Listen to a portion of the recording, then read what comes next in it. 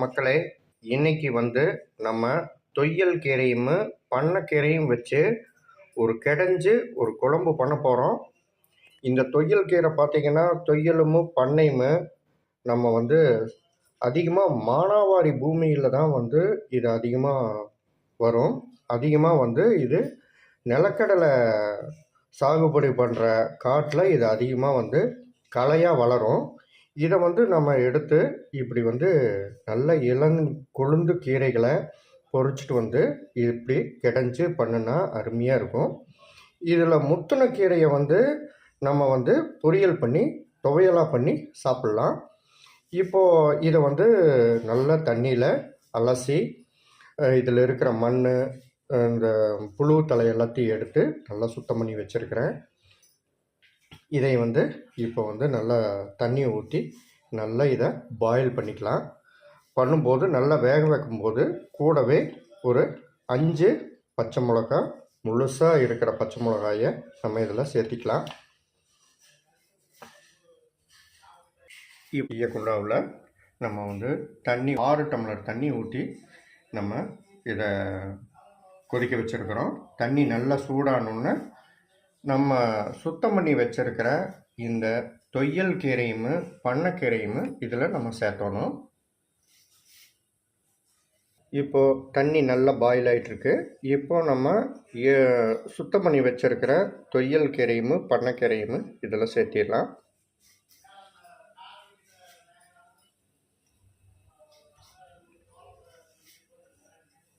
இந்த ஈயக்குண்டால நம்ம தண்ணி ஊற்றி வச்சுருந்தோம். தண்ணி நல்லா கொதிச்சிருச்சு. இப்போ நம்ம எடுத்து வச்ச தொய்யல் கீரையும் பண்ணைக்கீரையும் இதில் சேர்த்தியாச்சு. 5 பச்சை மிளகாயை நம்ம இதில் சேர்த்தி வேக வச்சிடலாம்.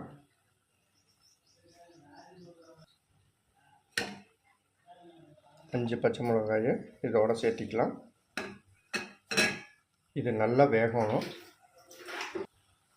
இப்போது இந்த தொய்யல் கீரை, பண்ணைக்கீரை, இந்த மிளகா இது எல்லாம் நல்ல தண்ணியில் நல்லா வேகணும். அது வரைக்கும் வெயிட் பண்ணலாம்.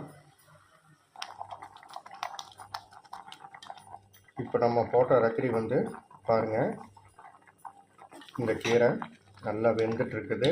இப்படியே இன்னும் ஒரு 10 நிமிஷம் நல்லா வேகணும்.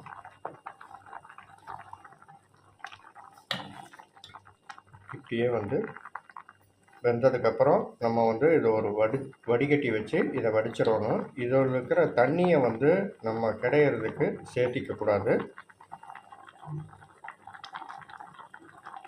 வெயிட் பண்ணலாம். இப்போது தொய்யல் கீரையும் பண்ணைக்கீரையும் நல்லா வெந்துருச்சு. இப்போ நம்ம அடுப்புட்டு இறக்கியாச்சு.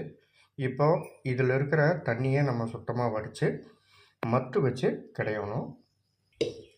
இப்போது இது மாதிரி ஒரு வடியில் நம்ம தொய்யல் கீரையும் பண்ணைக்கீரையும் தண்ணி வடிகிற வரைக்கும் நல்லா வடிச்சுக்கலாம். தண்ணி நல்லா வடிஞ்சிட்ட உடனே இதை நம்ம ஒரு குண்டாவில் வச்சு நம்ம மத்து வச்சு நம்ம கிடையணும். கடைய போகிற கீரையை ஒரு தாளிப்பு தயார் பண்ணணும். அதுக்கு இது மாதிரி ஒரு ஈயக்குண்டால நம்ம தாளிப்பு பண்ணிக்கலாம். இதில் ஒரு தாளிப்புக்கு தேவையான அளவு சுத்தமான கடலை எண்ணெயை இதில் சேர்த்திக்கலாம். நான் ஒரு 2லிருந்து 3 தேக்கரண்டி கடலை எண்ணெய் சேர்த்திக்கிறேன். இந்த தாளிப்பில் மெயினாக நம்ம இதில் வெண்ணெய் இருந்தால் வெண்ணெய் சேர்த்தலாம். இல்லைன்னா சுத்தமான பசுனை 2 ஸ்பூன் சேர்த்திக்கலாம்.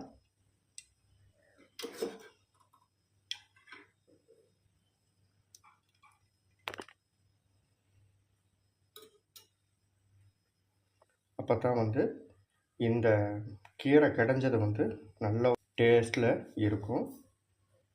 இந்த தாளிப்புக்கு ஒரு 150லேருந்து 200 கிராம் வெங்காயம், இது மாதிரி சின்னதாக நறுக்குனது சின்ன வெங்காயம், ஒரு சிட்டிகை சீரகம் சேர்த்து நம்ம இந்த தாளிப்பு பண்ணிக்கலாம். இப்போ இதை வந்து அந்த ஈயக்குண்டால இதில் சேர்த்திடலாம்.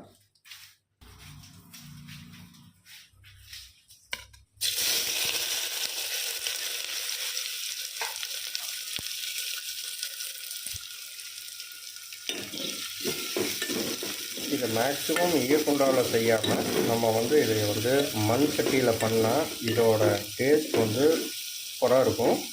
நம்ம வீட்டில் மண் சட்டி இல்லை, அதனால் இந்த ஈயக்குண்டாவில் தான் இந்த டிஷ்ஷை செய்கிறோம்.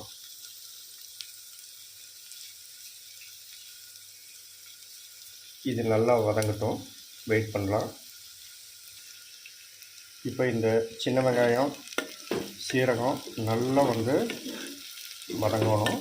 நல்லா ப்ரௌனி ஸ்டேஜ் ஆகிற வரைக்கும் நல்லா அப்படியே வதக்கணும். அப்போ தான் வந்து நம்ம இப்போ வடித்து வச்சுருக்கிற தொய்யல் கீரையும் பண்ணக்கீரையும் இதில் சேர்ந்து நம்ம வந்து மத்து வச்சு கடையிறப்போ இந்த நெய், கடலெண்ணெய், வெங்காயம், மிளகா இதோட டேஸ்ட் எல்லாம் வந்து நல்லா அதில் மிக்ஸ் ஆகி வரும். அப்போ தான் வந்து இந்த கிடைஞ்சது வந்து நல்ல ஒரு டேஸ்ட்டில் வரும். இதை கிராமப்புறங்களில் வந்து இந்த கீரையை வந்து கிடைஞ்சதுன்னு சொல்லுவாங்க. நகர்ப்புறங்களில் கீரை மசியல் அப்படின்னு சொல்லுவாங்க. இதை வந்து மசியறது, நல்லா கிடையிறதுன்னு அர்த்தம்.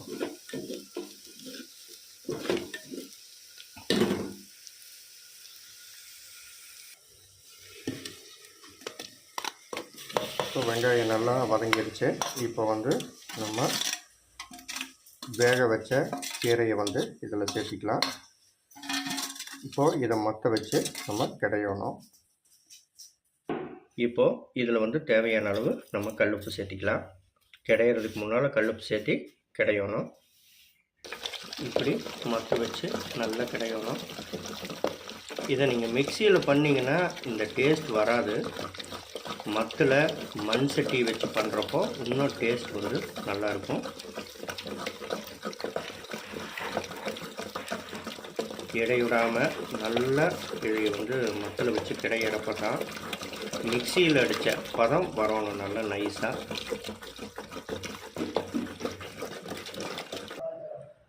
கீரை கடைஞ்சது ரெடி ஆகிடுச்சு. இப்போ வேற ஒரு கப்புக்கு மாற்றிக்கலாம். அருமையான கீரை மசியல் சூப்பராக ரெடி ஆகிடுச்சு. இதே மாதிரி நீங்களும் செஞ்சு பாருங்கள். லைக் பண்ணுங்கள், ஷேர் பண்ணுங்கள், கமெண்ட் பண்ணுங்கள். இது மாதிரி புது புது வீடியோஸ்க்கு என்னுடைய சேனலை சப்போர்ட் பண்ணுங்கள். நன்றி, வணக்கம்.